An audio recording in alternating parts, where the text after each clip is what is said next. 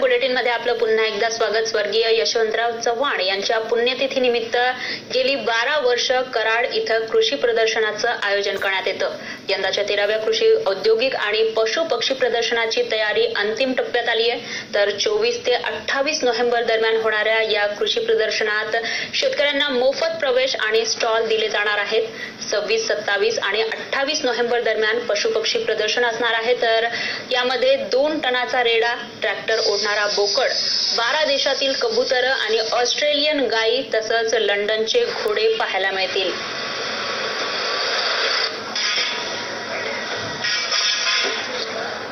यंदाचं जे अट्रॅक्शन आहे त्यामध्ये 2 टनाचा रेडा, ट्रॅक्टर ओढणारं बोकड, त्यानंतर ऑस्ट्रेलियाच्या गायी आहेत, लंडनचे घोडे आहेत आणि 12 देशातील कबूतर जे शेतकऱ्यांना पाहावयास मिळणार आहेत।